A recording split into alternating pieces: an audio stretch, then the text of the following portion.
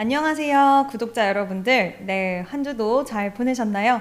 오늘 시장도 그렇고 지금 최근 시장의 분위기가 좋은 것 같기도 하고 아닌 것 같기도 하고 좀 긴가민가 하실 분들이 있는데, 물론 전체적으로 봤을 때 지금 글로벌 시장도 관세 이슈가 여전히 좀 존재를 하다 보니까 뭐 대형주들 상황 좋지 않고 코스닥 중심으로 정치 관련된 종목군들만 또 시세가 나오는 상황, 그래서 참 혼란스러우실 수도 있겠다라는 생각도 드는데요. 그럴 때일수록 공부를 통해서 우리가 진짜 좋은 주식이 무엇인지, 그리고 앞으로 어떤 주식 봐야 되는지 한번 이야기해 보려고 합니다. 오늘도 김태성 본부장님과 함께 이야기해 보도록 하겠습니다. 안녕하세요. 네, 안녕하세요.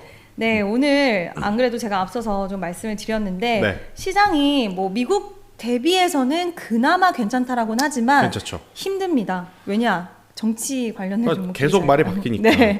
그리고 하루 좋았다가 하루 나빴다가 그쵸. 뭐 거의 통수에 통수를 계속 치죠. 네, 오늘 이제 녹화일 기준인데 오늘 오전장과 또 오후장 분위기가 상당히 달라졌어요. 힘들어. 네, 오후 들어서 갑자기 코스닥, 코스피 양시장 모두 확 밀려버리는 모습이 나왔는데, 이럴 때일수록 우리가 근데 좀 중심은 잡아야 될 것 같아요. 그래서 어떤 섹터를 봐야 되는지, 그리고 그 섹터 안에서 어떤 종목을 좀 봐야 되는지 이야기해보고 싶은데, 어디 쪽 보고 계세요? 그러니까 결국엔 지금 계속 같은 이야기, 같은 섹터의 반복인 것 같아요. 맞아요. 1월, 2월, 3월, 4월. 그러니까 꾸준하게 참고 부담이 되더라도, 가격적인 밸류에 대한 고민이 되더라도 가던 기업을 사시던 분들은 지금 포트가 괜찮죠. 지수가 막 위아래 요동치더라도 괜찮죠. 그런데 이제 나름 좀 대응한다고, 이건 저도 마찬가지입니다. 그건 맞아요. 조금 팔고 또 안 가는 거 사고 하니까 안 가는 기업은 계속 안 가고 가는 기업은 지금 계속 가는 상황 속에, 가는 산업이 크게 대표적으로 세 가지가 있는 것 같아요. 조선, 방산, 화장품. 그러니까 조선과 방산은 우리가 최근에도 한번 다뤘었기 때문에 그것을 좀 제외를 하고, 저는 오늘 화장품에 대한 이야기를, 뭐 화장품 하면 또 이진 본부장님 잘 아시니까, 좋아하고 잘 아시니까 이 부분에 대한 데이터를 좀 준비를 해왔는데, 오늘 사실 장 출발, 그러니까 오늘 날짜 기준으로 코스피 코스닥의 시작은 그렇게 나쁘진 않았어요. 이 정도면 괜찮은데? 삼성전자, SK하이닉스가 밀려도 다른 쪽에서 커버가 들어오면서 지수를 어느 정도 받쳐주는 모습. 근데 이제 시간이 가면 갈수록 실적이 나오는 쪽에 이제 돈은 들어오는데, 그렇지 못한 쪽은 계속 빠지죠. 외국인들이 지금 상황에서 우리나라 현물도 안 살 뿐더러 오늘 같은 경우에는 또 파생시장에서도 수급이 안 들어오니까 실적이 좋다는 화장품 쪽에 수급이 몰렸는데, 얼마나 좋길래 그러니까 지수를 이기는 지금 모습이 나오는가. 사실 작년과 재작년 화장품주들의 어떤 흐름이 좀 인식을 바꾼 것 같긴 해요. 그 전에 사실 화장품은 하나의 그쵸. 산업이라고 생각을 하시는 분들이 거의 없었어요. 거의 테마? 네, 테마성. 그리고 돈을 그렇게 잘 버는 기업들이 많다고도 생각 안 하시는 했죠. 분들이 많았던 것 같아요. 근데 정말 작년 딱 기점으로 해서 화장품주들을 보는 시선 자체가 그쵸. 달라졌고, 이제는 글로벌 시장에서 우리나라 브랜드들이 한 자리 하고 있다라는 그것 자체가 엄청나게 큰 위상으로 맞아요. 다가왔고, 이걸 이제 인정하는 분위기가 생기기 시작을 한 것 같아요. 사실 수출 데이터를 제가 뭐 여러 가지 산업을 보지만 화장품 수출 데이터 본 지가 얼마 안 됐거든요. 그 전에는 크게 막 개의치 않았었어요.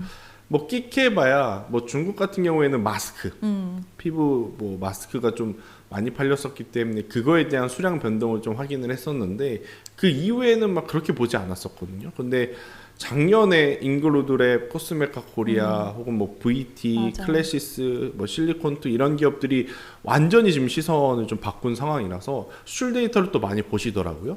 그래서 이제 3월 수출 데이터가 엄청나게 잘 나왔다 그래서 제가 이제 그거를 그래프화 시켰는데, 미국도 일본도 괜찮았어요. 이거는 작년 3월 YOY 기준입니다. 전년 동기 대비 3월 수출 데이터를 보면 미국과 일본 늘어났고요. 가장 폭발적으로 늘어난 곳이 어디냐? 유럽입니다. 그러니까 작년 한 해 동안 2분기, 3분기, 4분기 동안 아시다시피 그 사이에 JYP 엔터도 지금은 많이 어떻게 보면 이빨이 빠졌지만 작년 이맘때쯤, 그러니까 작년 2분기 때쯤에는 굉장히 또 폭발적으로 이제 성장을 하면서 K 아티스트들이 보여주는 어떤 그 맨파워를 통해서 한국 화장품들에 대한 관심도가 굉장히 높아진 것을 이렇게 데이터로 우리가 확인을 한 상황이거든요. 이 기타 지역이 또 어디냐면 남미 그리고 동아시아인데 이쪽도 엄청나게 커졌다 그래요. 잠시 후에 이제 어떤 제품들이 커졌는지 이야기를 드리겠지만 이제 역성장해 보이는 것은 이제 중국인데 사실 중국도 이 역성장의 폭이 이 정도면 많이 줄어든 거예요. 줄어든 거예요. 전전년도 대비하면 엄청 큰데 전년도 대비하면 이렇게 이 손실폭이 좀 줄어든 걸 보면 여기서 우리가 이제 이해해야 될 부분은 뭐냐. 미국과 일본과 유럽이 여전히 좋은 모습을 보이는 이 가운데 중국만 돌아오면 화장품주들 같은 경우에는 한 번 더 올라갈 수 있는 그런 성장의 발판을 좀 마련될 수는 있을 것 같아서 기업별로 좀 특징을 여러분들이 알고 계셔야 될 것 같아서 그것을 좀 가지고 나왔는데 당연히 APR이 포함되어 있는 이게 이제 피부 미용 의료기기라 그래야 되나요? 그렇죠. 이쪽하고 아모레퍼시픽이 좀 포함되어 있는 화장품 쪽을 이제 구별해서 봐야 되느냐 아니면 같이 봐야 되느냐 좀 고민이 되는데 제가 이렇게 노란색으로 이제 색칠을 한 건 제 나름대로 그래도 다른 기업들보다 이 기업들이 해당 섹터와 해당 분야의 대장 어떻게 보면 바로미터라고 좀 보는 게 맞는 것 같아서 APR, 아모레퍼시픽, VT, 펌텍코리아를 이렇게 쳐놨는데 아마 여러분들 중에 모바일로 보시는 분들은 지금 이 글이 잘 안 보이실 수는 있어요. 그래서 이 글은 저희 텔레그램 경제창 위에다가 저희가 오늘 저녁에 제가 이 방송 끝나고 바로 업로드 드릴 테니까요. 만약 보고 싶으신 분들은 텔레그램 경제창 여기서 이제 자료를 다운받아서 보시면서 방송을 좀 보시면 도움이 될 것 같아요. 일단 APR 같은 경우에는 해외 매출이 엄청나게 늘었어요. 엄청나죠. 미국이랑 일본에서 뭐 20% 30% 는 게 아니라 미국은 187%, 일본은 103% 늘었는데 미국이 도대체 왜 이렇게 많이 늘었느냐라고 봤더니 코로나도 한몫했더라고요. 왜 갑자기 코로나? 그러니까 코로나 이후에 미국도 이 온라인 쇼핑 쪽이 그쵸. 엄청나게 커진 거예요. 그러니까 지금 APR 같은 경우에는 오프라인으로 제품을 파는 게 아니라 온라인으로 팔고 있는 그런 상황 속에 미국에서도 아마존을 통해서 지금 판매량이 엄청나게 늘어나고 있음을 우리가 지금 확인을 한 상황이라 저는 APR도 괜찮아 보여요. 근데 APR 주변에 쓰신 분 있으세요 혹시? 제 주변에는 이미 많이 계시고요. 그 부스터 프로 같은 경우에 이제 홈 뷰티 디바이스라고 해서 집에서 탄력을 개선시키는 그런 기기인데 이게 잘 팔리는 여러 가지 요인들이 있겠지만 뭐 탄력이 진짜 생겼다라는 부분도 있는데 어떤 식으로 요즘 마케팅을 하냐면 화장품을 판매를 할 때 이게 화장품이 생각보다 피부과 직접 가서 시술하는 것보다 화장품 바르는 게 피부에 잘 스며들지 않는다라는 얘기를 여성분들은 좀 많이 아세요. 근데 이 기기를 같이 사용을 하면 화장품이 그대로 흡수. 피부 안에 침투가 잘 된대요. 그래서 이거를 예전에 그냥 탄력 위주로 사셨던 분들도 이제는 화장품과 병행해서 쓰기 위해서 사시는 분들이 많고요. APR 같은 경우 이 부스터 프로가 한 30만 원대거든요. 그러니까 엄청 비싸다라고 보기에는 어렵지만 보통 여성분들이 다 알아요. 한번 사서 내가 이거 계속 안 쓴다는 거.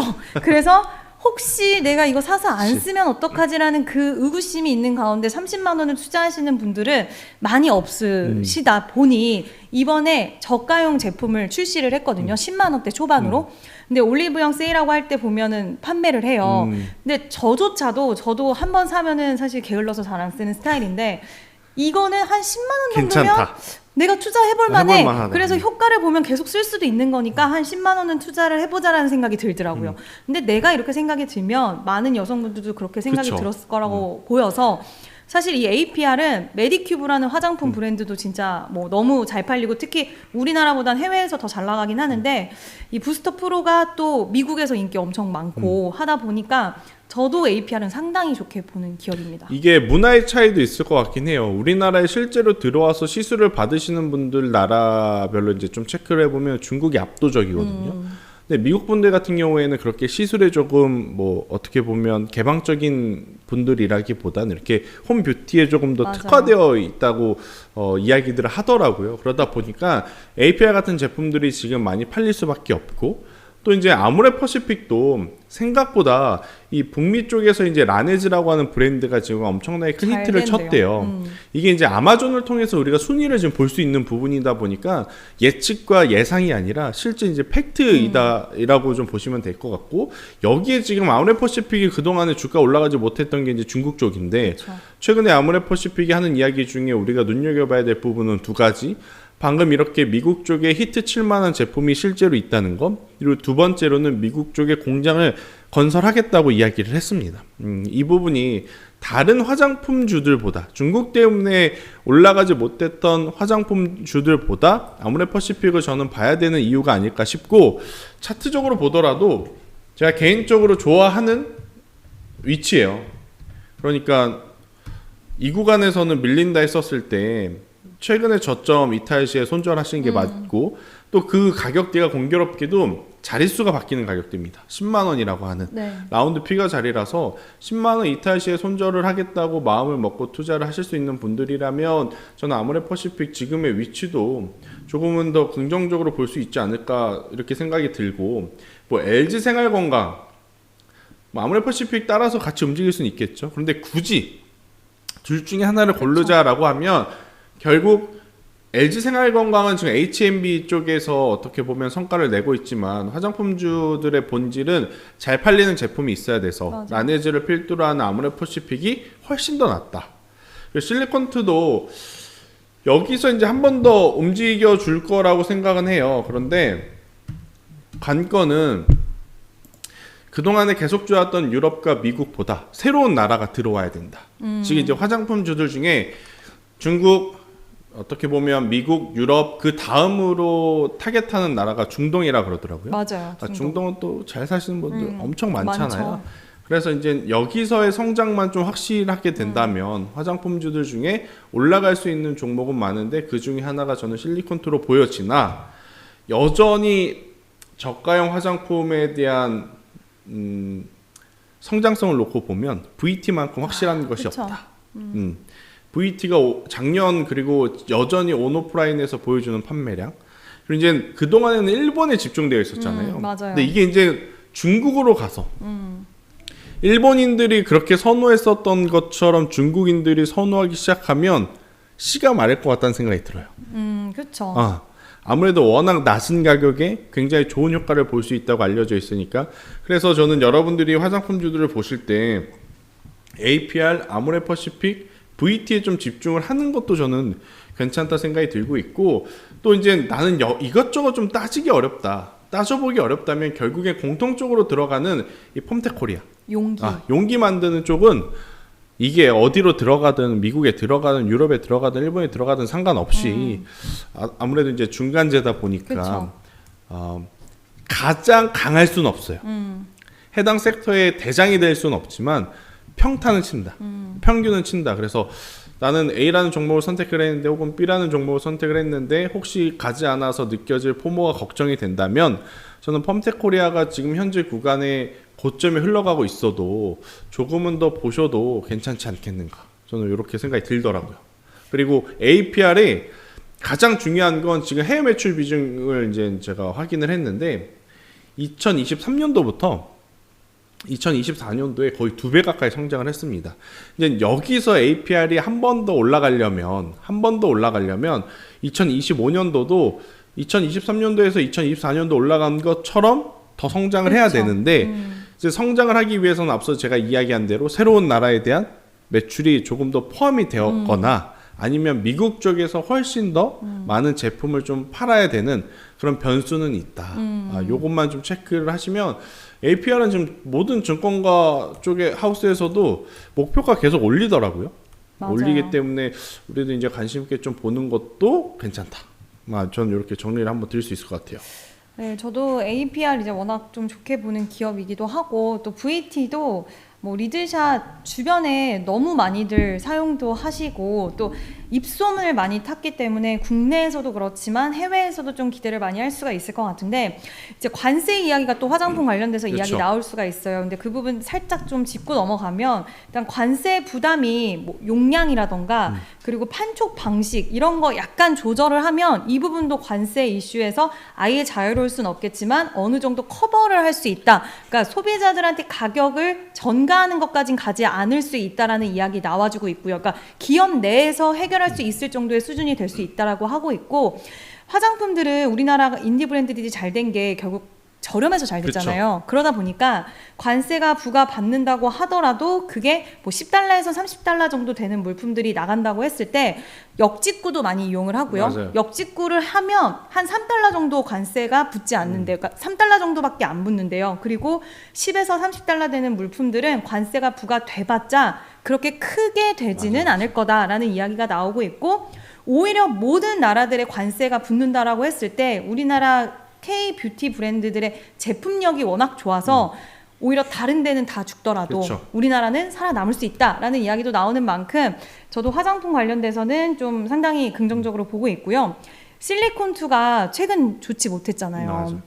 그래서 이대로 실리콘2 어떻게 보면 아까 뭐 바로미터 이야기 하셨는데 실리콘2도 대장격의 종목이고 우리가 화장품 종목 하면 가장 먼저 떠오르기도 하는 대표적인 맞아요. 종목군들 중에 하나인데 이대로 이 종목이 이제는 끝나나 저는 좀 이 생각도 그렇지 했었거든요. 않을 것 같습니다. 근데 요즘 흐름들을 보면 다시 좀 부활을 하는 것 같아요. 그래서 화장품주들이 올해 다시 한번 뭐 최근도 주가 흐름 좋기는 하지만 다시 한번 좀 붐을 뿜어줄 수 있는 가능성 충분히 있지 않을까 좀 생각이 듭니다. 그러니까 이거예요. 3천만 원 하는 제품에 25% 관세를 붙이면 너무 어떻게 비싸요. 보면 3,700만 원을 주고 사야 되는, 그러니까 그쵸. 700만 원을 더 부담해야 네. 되는데 VT가 아마 다이소에서 제가 알기로는 3,000원, 5,000원에 팔고 맞아요. 있는 걸로 알고 있거든요. 근데 여기에 뭐 많이 부과해서 20% 부과를 했다 쳐요.